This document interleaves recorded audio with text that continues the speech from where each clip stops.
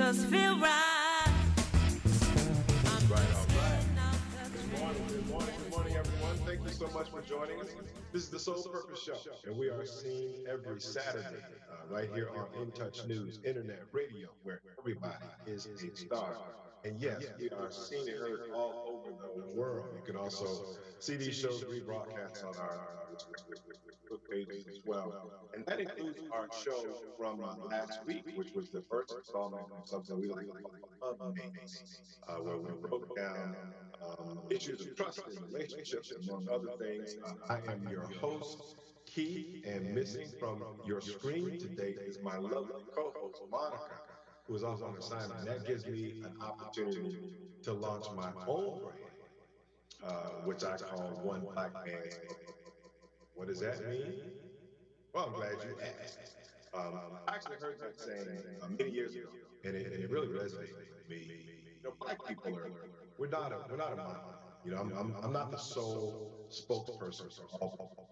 I'm one of many voices. One of many opinions and many diverse perspectives, even within the community that I represent. I have to be mindful, and I have to be careful.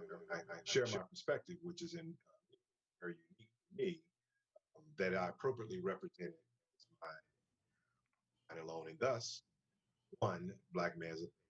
So for this segment, what I'll do is I'll be asking other opinionated black men to come on and invite them to do.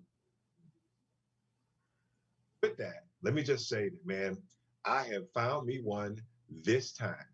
And joining me today is first and foremost a father and a friend, but he is also a longtime educator, a businessman, political consultant. He's worked on several campaigns. Some of you actually may know him as Keto, the photo guy, but please welcome to the show, Mr. Keto Noah. How are you, my brother? I'm doing great, Brother Keith. How are you? Man, I am phenomenal, man. Just thank you so much for accepting the invitation on short notice to come and hang out with us. Yes, sir. Hey, on some of our social pages, I actually decided to describe you as a real Renaissance man. And some of our viewers may not fully understand why that might be an appropriate description for you. So for the benefit of our viewers, let's start this off by just describe yourself, Kato. How do you describe yourself? All right, Keith. Well, thank you. That was quite glowing. First of all, I'm Haitian and I have 15 jobs. Okay. So I want to start off setting the record straight, clarifying what we mean by Renaissance man. So when I was growing up, I was adopted by an American missionary who brought me here to the United States from Haiti for life-saving medical treatment. Right. So she was also a retired educator herself. Something I didn't realize really how much it would impact me until almost 30 years later. Okay. So in that, I'm obviously now a certified educator in the state of Florida, public schools as well. But she taught me everything she knew about life, about education, how to be excellent in everything. I studied Black history every day. While I was partially homeschooling and traveling all over the place, she had me in music lessons, in track and Wow. field, Bible study. I was teaching Sunday school when by the time I started college. I was tutoring kids in Robles Park and in East Tampa, as a 14-year-old. So, which was kind of like my own business that she let me run, even though I was tutoring for free. I was tutoring all the local kids for free, many of whom are now young adults and are off doing great things themselves. So, like I said, I never got to rest. I was one of those kids that went to church 4 nights a week, and I was probably singing at least one of those nights or playing the piano.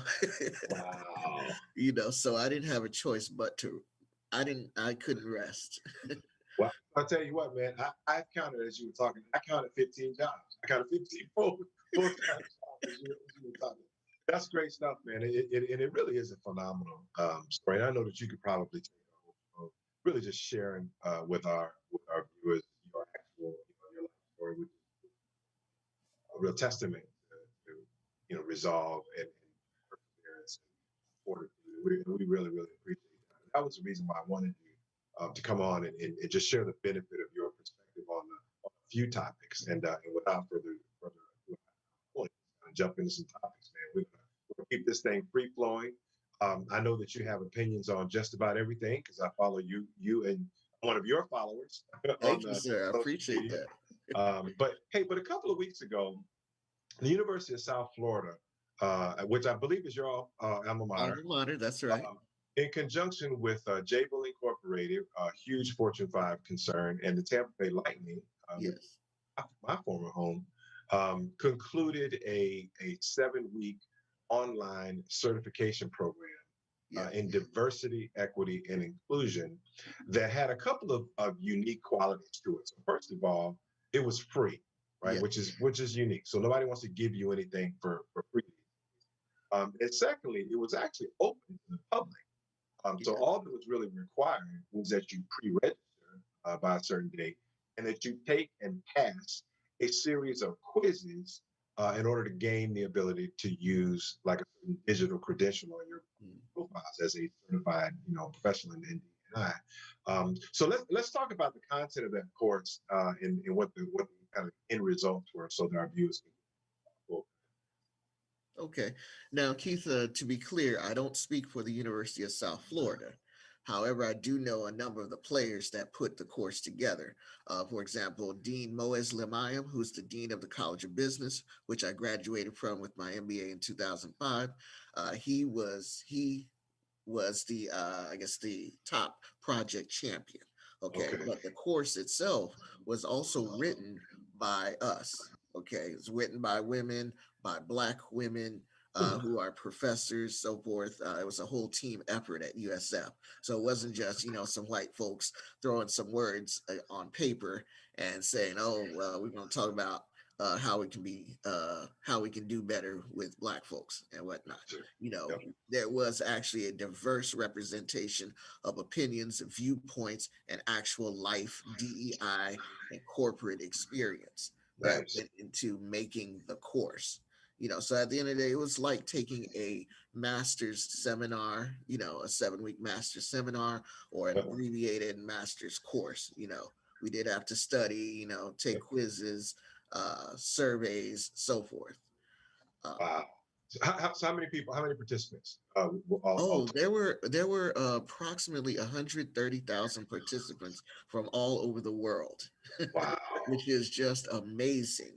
It And is. part of that credit is not only due to the international standing of the University of South Florida, again, of which I'm an alma mater, but also due to the success of last year's post-crisis leadership certification course that Okay. Dr. Limayam and the Muma College of Business at USF launched. That was another 7-week certification course as a result of job loss due to COVID-19 Yep. and wanting to give people skills to thrive in a post COVID-19 world.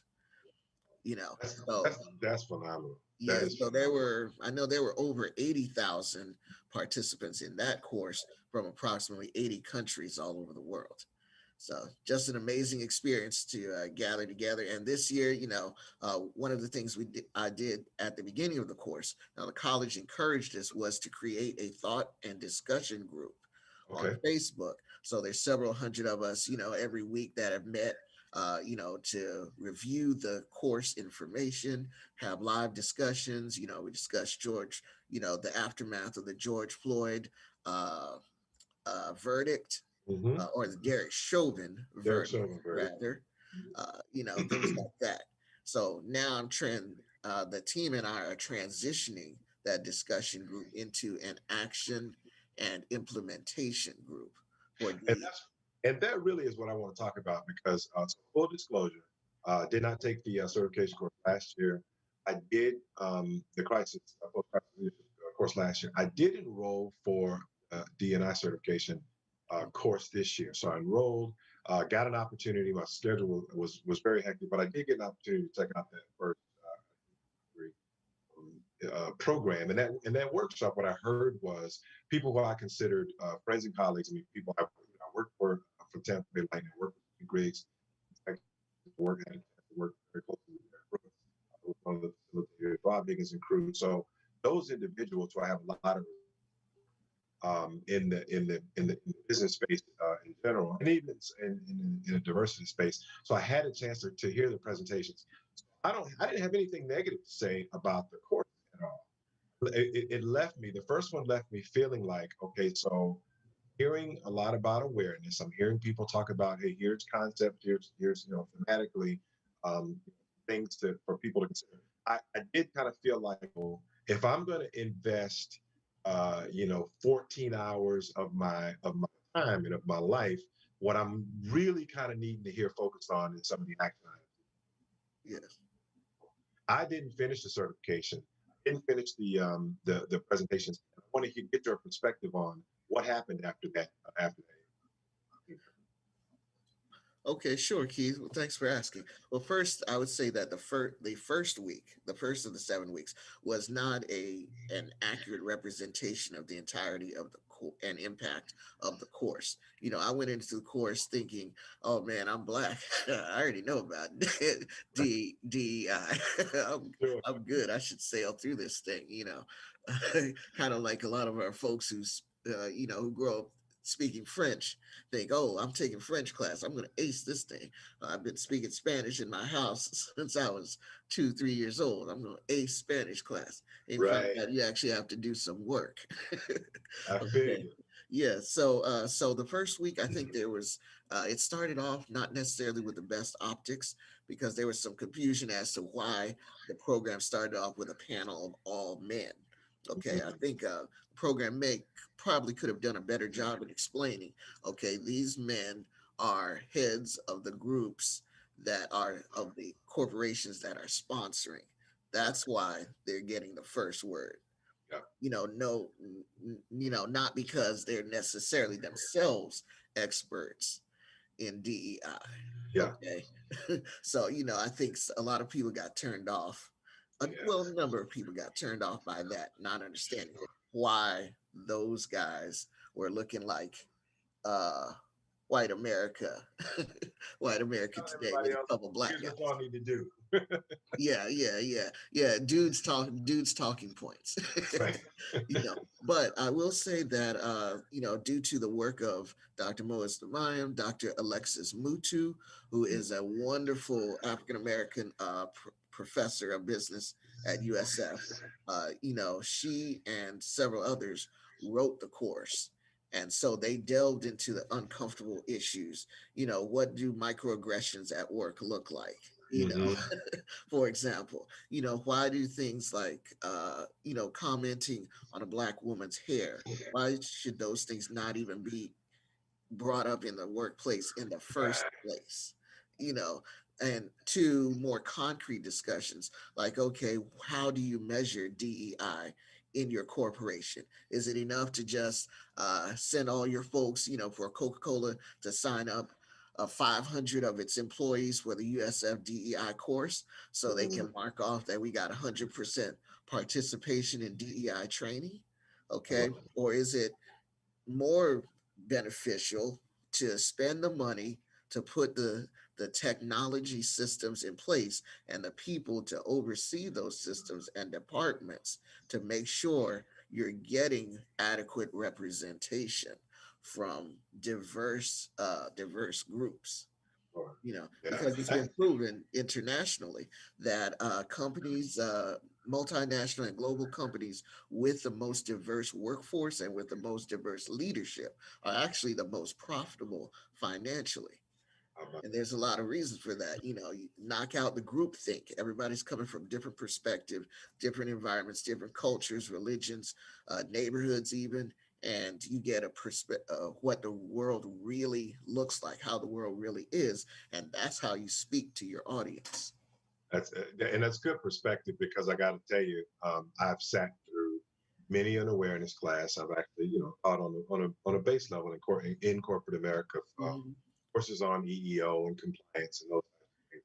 See things through a certain lens, educated lens. But to your point, you don't know everything. There's no way for you to know anything.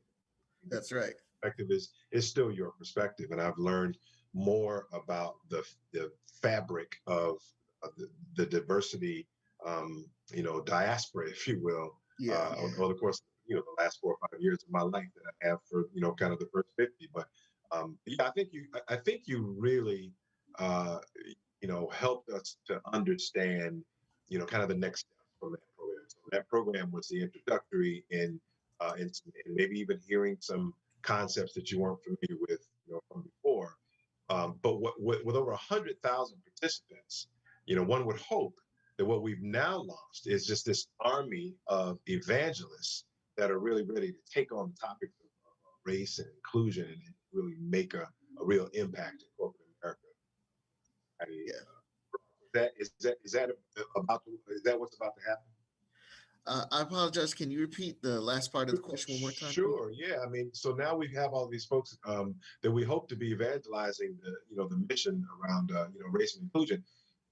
Is that what's about to happen? We're about to see kind of a wave now of these folks out here that are really just kind of carrying the torch. Is that what you think is happening? I believe so, Keith, because one of the things that my group, the group that I'm part of, discussed was how do we take this DEI activism to the streets.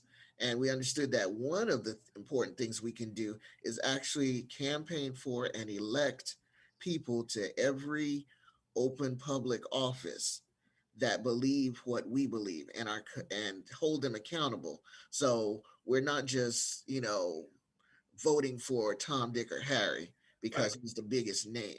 We're saying to him up front, first of all, what is your commitment to diversity in the community, in government, in education? Okay, and if we don't hear what we what we want to hear, we're not backing you. There you go. I don't care what your name is or how long you've been in public service. Or You know, whether you're black or white, for that yeah, so matter. that goes to school board. School Hmm. board's the jumping off point politically in a Hmm. lot of communities for political growth. So people start For at the sure. school board and then and then move upward as they become more successful. So that's the first place you can start.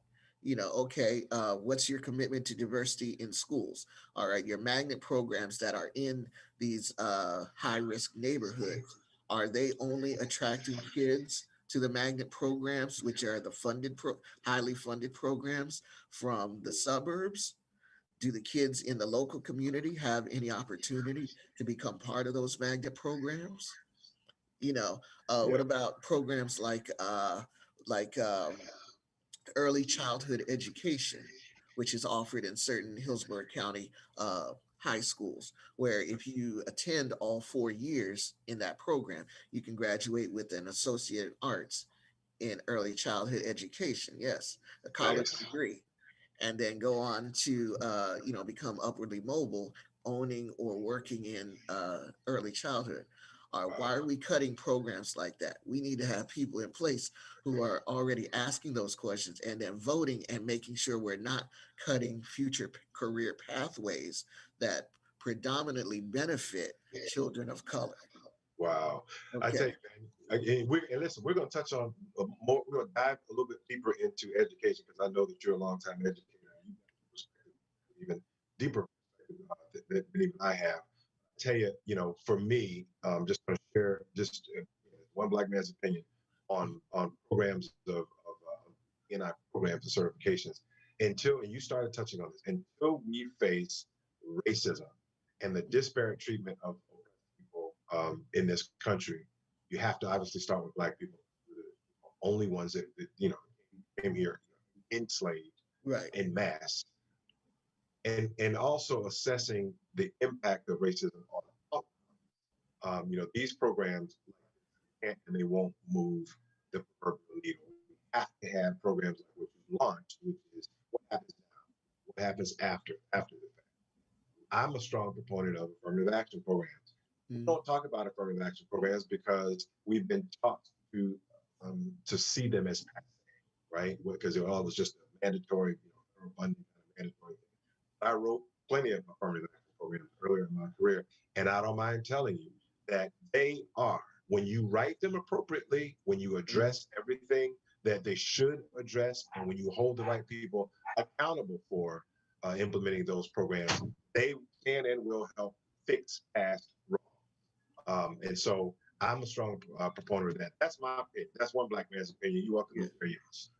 Okay, yes, yes. A lot of times, what we find out historically, Keith, is that a lot of programs that, especially federal programs, that were Hmm. written to impact the Black community and help bring us up, have actually been co-opted over time by the white community and the non-community, to the point where currently you have groups of Caucasian Americans, white folks, so to speak, Absolutely. um, claiming minority status because they know that there are breaks in government contracting, for example. Absolutely. So if I can say I'm a minority, well, I don't really want to live like a minority now. And I most certainly don't want to be black, especially late at night in one of the ritzy neighborhoods. I most Sure. certainly don't want to be black. Okay. But if I can say I'm a minority, well, I can certainly get these government loans. I can get these business incentives Yeah. that will help move my company towards 5, 6, 7 figures very quickly. Okay, Absolutely. And so mm, go ahead, please. so that's one thing. For example, there have been more women, white women in particular, that have become CEOs in Fortune 500 companies than there are uh, blacks in total. Now, Hmm. there's nothing wrong. I'm not mad at that, Absolutely. okay? Because I think we need allies on every front. But what I'm saying is that those of you, especially those of you whites that have benefited from programs that were designed for blacks and and actual minorities, you need to stand with us and help to make sure that the playing field is level for all of us. And that is the equity part of the diversity, equity, inclusion. Yeah, Sometimes over the matter of fact, it's even in the terminology, it's kind of sandwiched in yeah, between diversity, which is representation, and inclusion, which is getting everybody kind of involved. The equity part is, something which should stand alone sometimes. right. Kind of gets lost in the proverbial. So good stuff, man. I'm liking. I think we're going to get an opportunity to hear more about some of the initiatives that you launched, kind of post that initiative, that training course, as we direct our viewers to their program, media, et cetera. So before we go into break, though, share with our audience, if you will, if we could switch gears, what happened this week with respect to the last couple of weeks, I should say, with respect to the International Olympic Committees to start to filter expression from what was that all? Oh man, I'm kind of I'm disgusted, frankly, as a human being, because the Japan or Tokyo Olympic Committee put out an edict that any references, protests, or even clothing worn at the upcoming Tokyo Olympics related to Black Lives Matter or any protest movement would be banned. Mm, And not only that, any athletes who participated in such, whether it's kneeling, raising a fist, wearing a BLM shirt, so forth, would be disciplined. In other words, your medal's about to be taken, son. that's what they're saying. Yeah. So to me, I'm honestly surprised. I'm not shocked, but I'm surprised given the history of not only Olympics with Jesse Owens, doing his Black Fist salute at the 1936 Olympics, in the face of Hitler, who had proclaimed that the Aryans were the master race and no one else could stand before him, and then Jesse Owens just obliterating every Olympic event that he entered in, Right. pretty much with a gold medal you know we have that sort of Olympic history, and then we have not only that, we have Naomi Osaka, Mm, who is the Black Haitian young woman who's been making waves and is an excellent tennis player. She is the next Venus and Serena Williams, right. to put it lightly. Okay, Sure. born to Haitian father and a Japanese mother in Japan. Okay, she has spoken publicly about her support for Black Lives Matter or for protests for Black issues, so forth. She's spoken very publicly about that. but she's also chosen to represent Japan as her birth country in the upcoming Olympics. Given that fact, I'm really surprised that the Japanese committee would go in that direction. And Yeah, honestly, I think the only solution is for all the athletes that are chosen, especially of the United States, any athletes of color, to show up at in Tokyo and then refuse to participate. That's wow, the only way you're gonna make them sorry. Because if you say right now that you're not gonna participate, athletes, and the show will go on, but hit them where it hurts in their pockets. that's right. If we remove all the black athletes, all the athletes of color from any sports uh, event or competition, who's gonna watch? I'm It's not gonna gonna watch. it's gonna be a problem. It's a worldwide televised event. So I'm gonna read a quick blurb. It's part of the IOC's long-standing ban Mhm. on demonstration or political, religious, or racial propaganda on the playing field, the medal stand, or during the game's official ceremonies. More generic words like peace, respect, solidarity, inclusion, and equality will be allowed on t-shirts.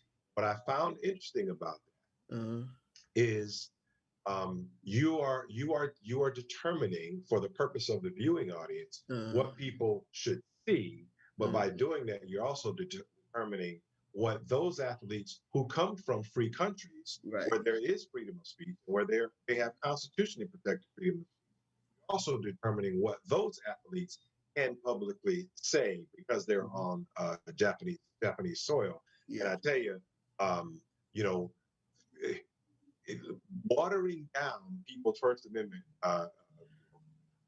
rights, it doesn't end well No, for, it doesn't. for agencies. It never It ends. doesn't. It never ends well. And then equating not wanting to be killed by law enforcement officers to propaganda. I mean, come on, how much more tone deaf can you get? There have Absolutely. been times in the past. This is where the United States and other free countries can really show leadership. We showed leadership in some ways over the course of history, like when we were dealing with apartheid South Africa. We refuse to engage with them often in sports in certain types of events because we were not going to support a racist society, Right. even though we often have been a racist society ourselves. Certainly. Okay, so a little bit of hypocrisy, but also at the same time a little bit of leadership. Absolutely. And I think you mentioned that if the athletes themselves were stances and talk about whether or not they're going to participate or not participate, or choose to participate and get on the medal stand and say, thank you for this gold medal. Thank you for this silver medal, for this bronze medal. And guess what I'm going to do up on the medal stand? You want to take my medal? That's fine. Black Lives Matter. Right, Power to the people, or LGBTQ rights, or whatever it is they decide to say as a result. Then the television cameras are probably still going to be rolling. It will become the news story, and the right, proverbial will lie, will lie where they. right. So listen, we're gonna take a short break now. When we come out of break, we're gonna share. Both Cato and I are gonna share one black man's opinion around what's going to happen ultimately to the Olympics and International Olympics Committee if they decide to take a hard stance in this particular on this. You're listening to the Soul Purpose Show. I'm your host Keith. I'm here with Wherever we Cato. We'll go, see you on the we other side. about to bring on the positive vibe. Wherever we go, we are gonna do what makes us feel right. I'm just getting off the train. Let me see my In Touch Radio. This is Joel Sylvain, and Kevin Carr, and we're with Power Moves, where celebrities, athletes, key influential executives influencers share how they make money, how they attract power, and how they earn respect. Come join us every Tuesday at 8 p.m. Power Moves. On In Touch Radio. Who doesn't love being number one? When your team's dominating the standings, or your favorite band rocks the charts at number one, It feels good, right? Kind of like how it feels when you have auto insurance with State Farm. Because making you feel like number one is an honor your local State Farm agent takes seriously. Through the good times and not so good, your State Farm agent's proud to be here to help life go right. Call Herman White at 961-6661. That's 961-6661. All you sports fans, tune in every Monday morning to listen to Mic'd Up Mondays with Michael Clayton. You don't want to miss this. On In Touch Radio. Wherever we go, we about to bring on the positive vibe. Wherever we go, we are gonna do what makes us feel right. All right. Thank you very much for returning to the Soul Purpose Show. Second half of the show. The first half of our show, my guest and I just really kind of introduced from one Black man's opinions, perspectives, couple thoughts on diversity, equity, inclusion, workshops, the National Olympic Committee. I'd like to share, and my guest is Keto Noah, by the way. It's hard to describe him, but I just call him a Renaissance man because he's involved in a little bit of everything. But I just shared with the audience, we're going to share our opinions on what's going to happen if the International Olympic Committee decides to take a hard stance on public displays of opinions from the athletes. Here's one Black man's opinion. I think that they're going to suffer irreparable if they try to maintain the status quo of the non-progressive representation of the diversity of the athletes that choose to. Because at its core, the Olympics is a television event. It is something that's live streamed all over the world, and individuals who watch the games want to see the competition. That's what's important to them. The athletes themselves, their political beliefs, their social stances, or what have you, is not why people watch the Olympics. And so, to the extent that you're going to bring more attention to it by trying to tamp down, athletes' opinions and ability to express themselves, you're going to make a story out of line with the core. Keto, your Yes, Keith, I think this is a perfect spot for corporations to step up. Without corporate support, and support of large organizations, events like the Olympics don't get put on, or at least they don't get commercials, right. So, or revenue from commercials, so forth, or coverage. Not too long ago, Pepsi was one of the companies that showed leadership. When there was a lot of foolishness going on with Facebook, and how Facebook was acting with media. And so Pepsi said, we're not going to buy any advertising on Facebook. So that's what things like that's what you have to do. That's what actually puts teeth, because there's one thing that racists and prejudiced people understand, and that's we're going to lose money. And that's a large part of the reason why, in the aftermath of the George Floyd's murder, there were so many corporations that for the first time were so-called jumping on the Black Lives Matter bandwagon, buying these expensive murals and banners, hanging them outside their businesses, putting them on their websites. We support Black lives, no one's free until all of us are free, so forth, so on, because they understood that there was a change coming, a weather change coming, in how people perceived Black lives, and fairness, equity, diversity, so forth, once it was in people's face in such a way that nobody could say, oh, well, he should have complied, right. Or what if he had not been disrespectful, or he shouldn't have done this, or he shouldn't have been in the wrong place at the wrong time.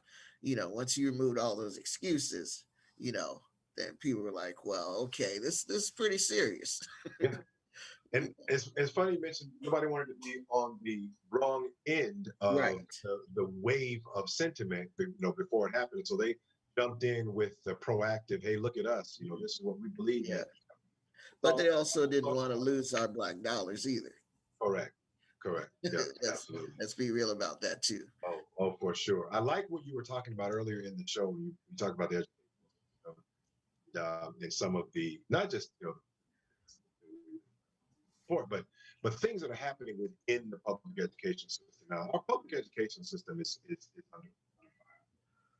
I know that it's a very nuanced conversation. We could probably take a whole show just really just talking about the ramifications of that. But if you think about what happened recently for Hillsborough County Public Schools, look at over the course of the last couple of years, we do know that that they have a new superintendent in place. On a broader perspective, though, what happened is financially there was a threat of a state takeover of the local school administration because of some budget ramifications. So, give our viewers a little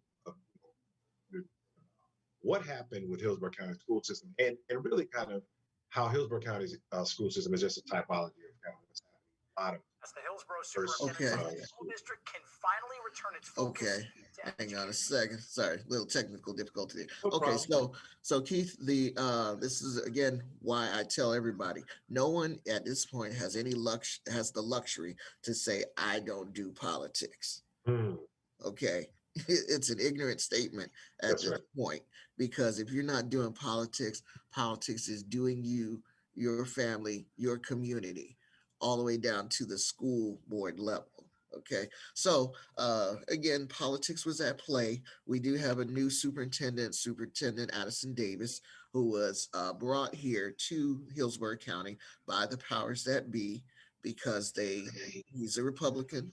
He's highly conservative, and people all the way up to the state level knew that he would do what they wanted him to do. Okay, Mm. let's put it like that. All Okay. right, as I am a school board employee, although folks know I have no problem speaking truth to power and showing my behind when I need to. That's the reason why I asked you to come on, brother. Oh, you don't want me to tell the whole story, Keith. You don't want me to tell the whole story, because I'll be the subject of other radio shows, as I regularly am, without even being a guest on those said radio shows. What is it? So what is the aim? What is the master plan, if you will? If they put somebody in place to do their bidding, what is their bidding? What do they want to see happen? Okay.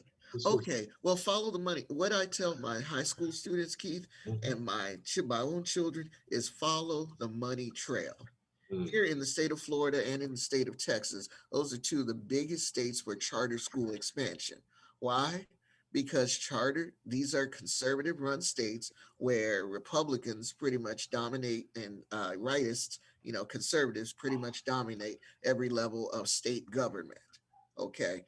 So who's spending all the money? Who's doing all the campaign donations? Well, millions upon millions and millions and millions of dollars are being funneled and donated through different causes and from the charter school corporations themselves, which are private, to those public officials.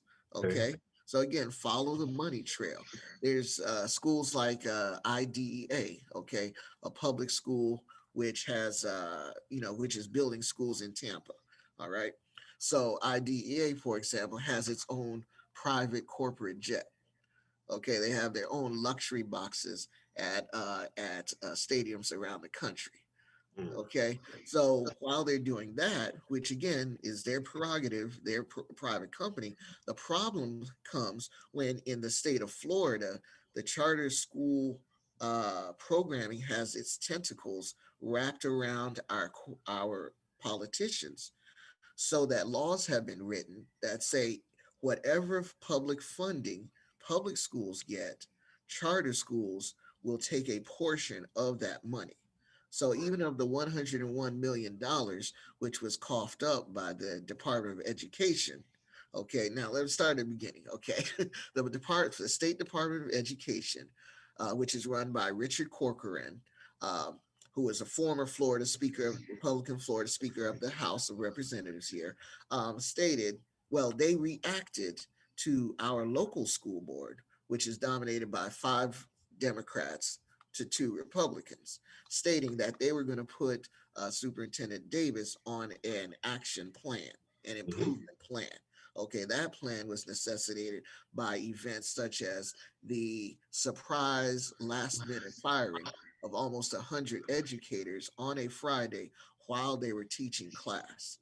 Okay, with a statement that an impersonal statement that they would not be allowed to seek employment in the school district. They're just being fired and they had clean out their stuff by the end of the year. And sorry, at this time, we're not going to be able to allow you to, to seek other employment in the school district. Okay, things like that were a public relations disaster Sure. for our school board and for the superintendent.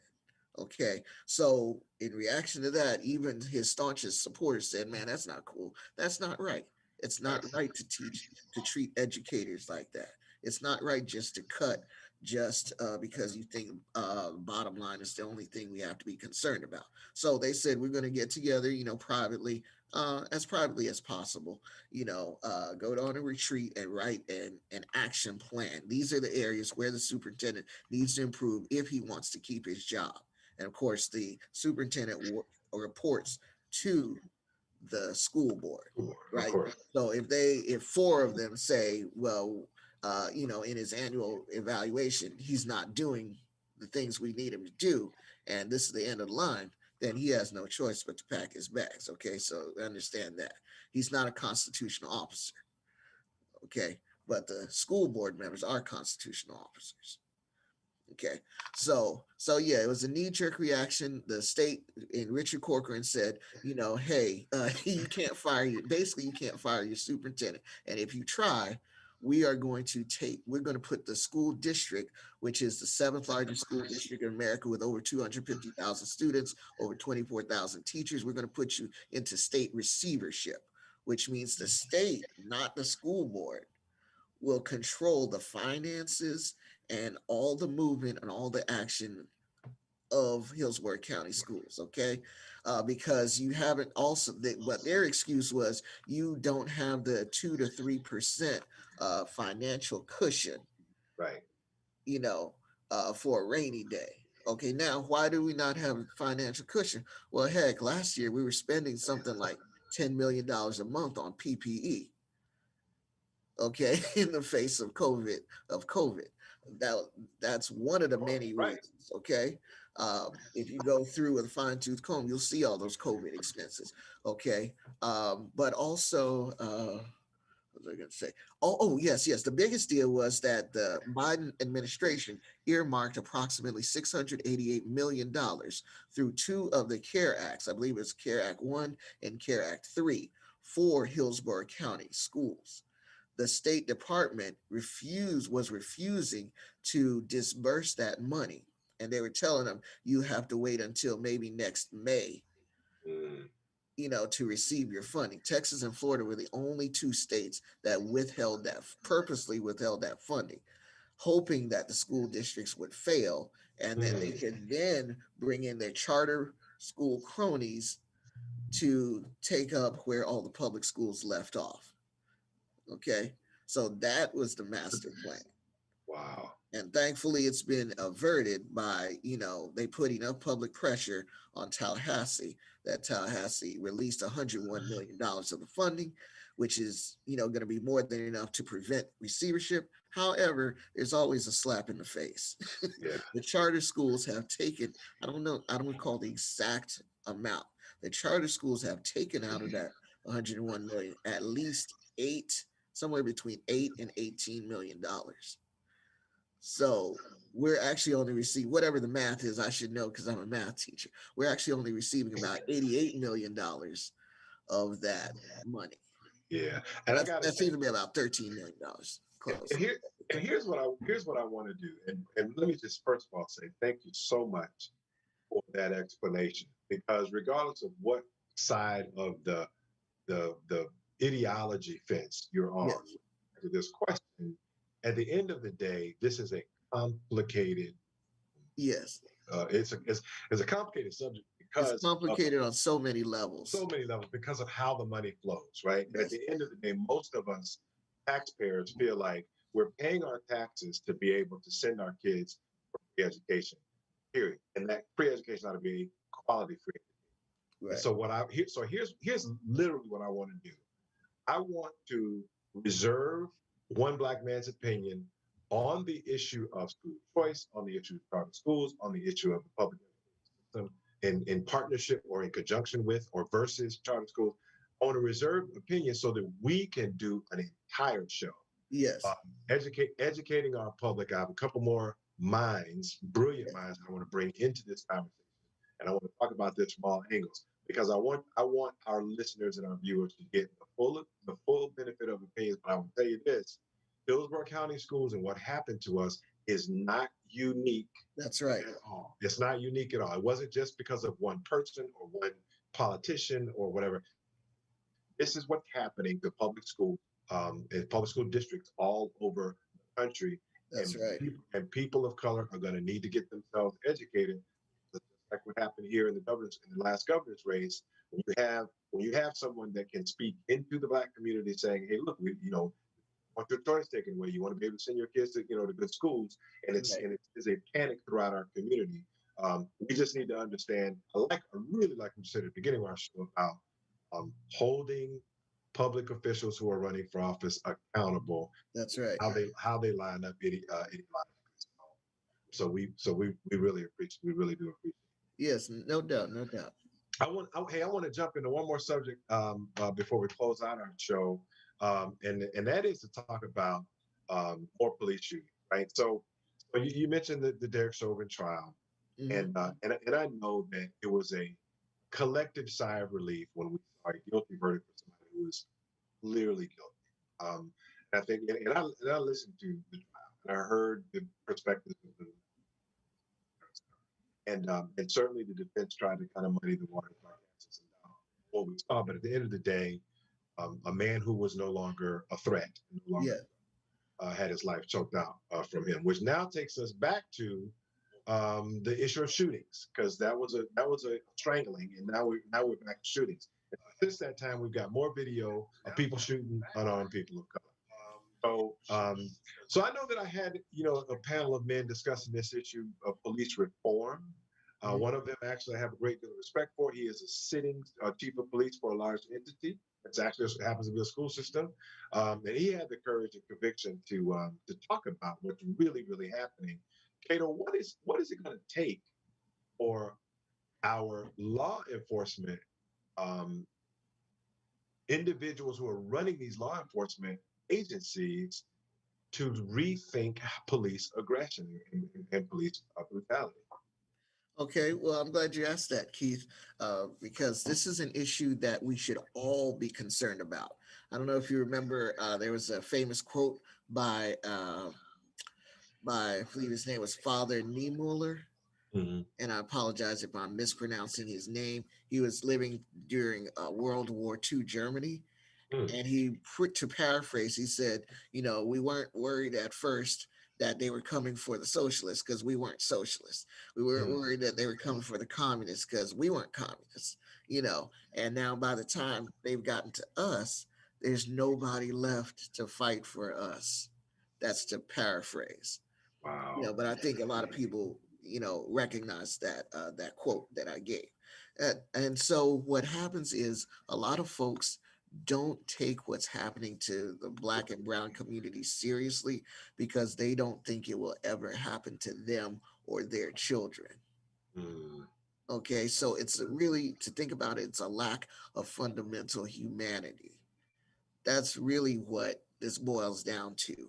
I don't want to fight for you, or I don't want to care about what you're going through. As a matter of fact, I'm going to state that it's all in your head. You're making it up. This is not really happening to you because Mhm. it's not going to happen. It's unlikely to happen. It has not happened Right. in numbers to my community. Okay, so what's happening is that police groups all over the country, law enforcement agencies, have done some DEI training. Okay, in the last few years, they've done a Yep. lot of it. They've mandated body cams.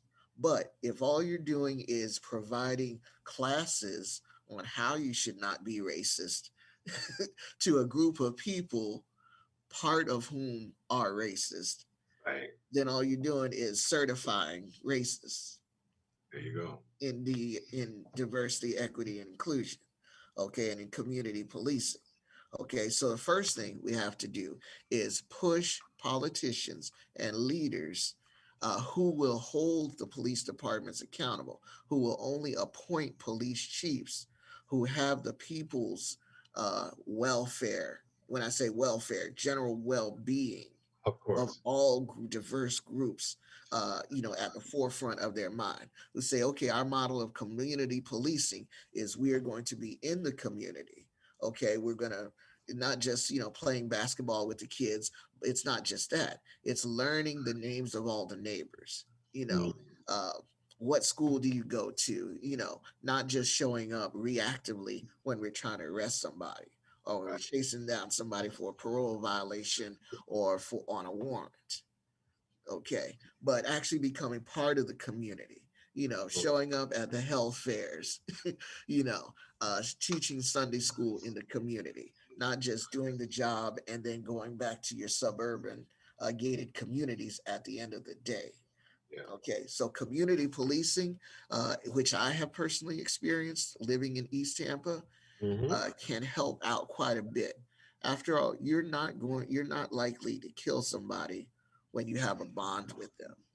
For sure. You know what I'm saying? Especially if you have an option of de-escalating the situation with Right, right, exactly. And that's for the sure. thing, de-escalating. Okay, why is it that a young white man can march down the street with an AK-47 or any other assault rifle and he gets a polite conversation from his local cops, some of whom may live in his neighborhood. But the black kid who's got a water pistol, a super soaker, gets shot within 14 seconds of the cops arriving. It's a fundamental lack of humanity. You have to teach people that, but also you have to properly screen. You're an HR, you were a C-level HR chief. So you understand you have to properly screen people. There are people who think a certain way that should not be even able to step in the front door of a police academy. You have to properly screen people. So you're only getting cops, even if it means firing every single cop and starting over.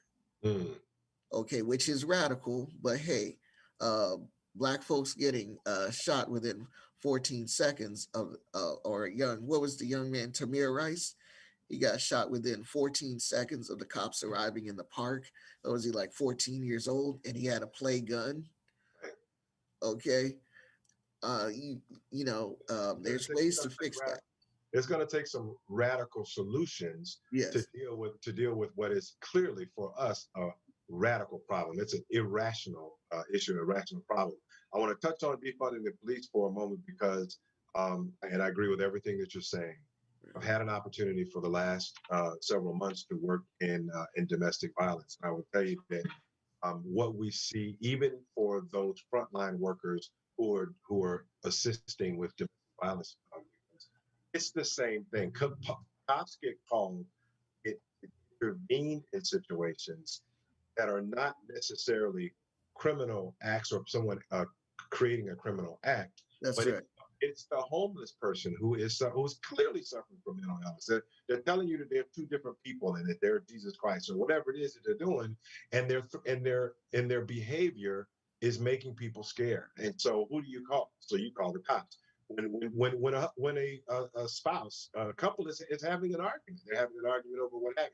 Even if that argument is not violent, the first thing you're going to do if you're concerned neighbors, you're going to call the police. And what we know for a fact is a lot of people, when the police show up, that the police are dealing with are individuals who need de-escalation Yes. in all types of de-escalation. Drug abuse, substance abuse, people taking drugs in and of itself does not constitute a police matter as much as it constitutes someone needs to deal with the actual issue that the individual is dealing with, which is out of control drug use. And what police will tell you, and I don't want to sit here and sound like I'm siding with the police all the time, but Right. what they tell you is that's just not their training.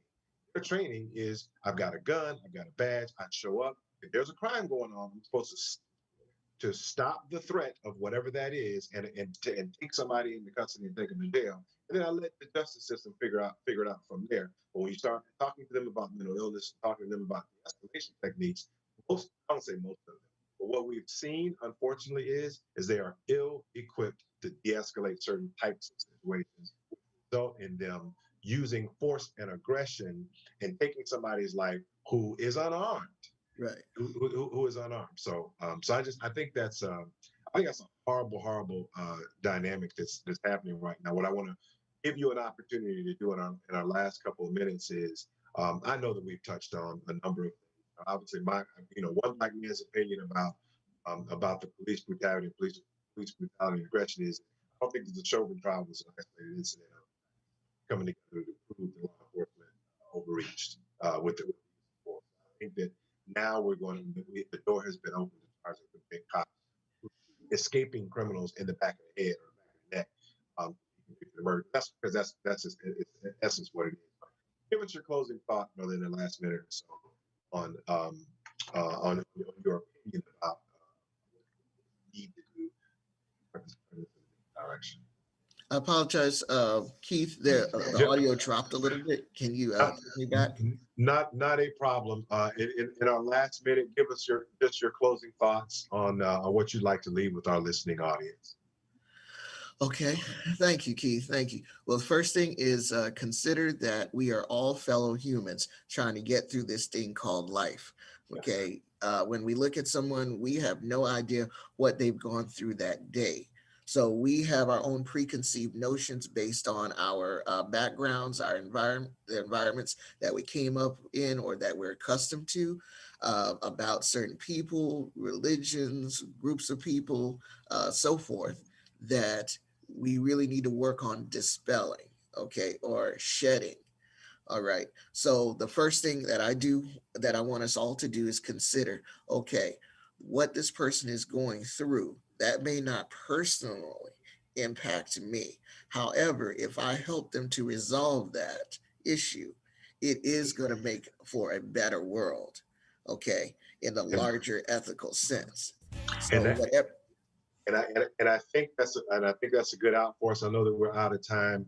I think that message certainly resonates with me, but it certainly resonates with our listening audience as well. And Keto, I can't thank you enough, brother, for being on today and sharing your wisdom and insight. This has been the Soul Purpose Show. Kato's going to come back. We're going to dive into public and school choice. It's critical. Thank you, everyone, for listening. Thanks again for coming on board. Keto, the photo guy. Yes, sir. Check him out on social media if you can. And be sure to join us next Saturday on the Soul Purpose Show. Be sure to like us. Thank you, Keith. Have a great day. You too. Sir. Work all day. I just want to kick back and relax my feet. My best friend Sean is on the line. Said I better be ready by 9.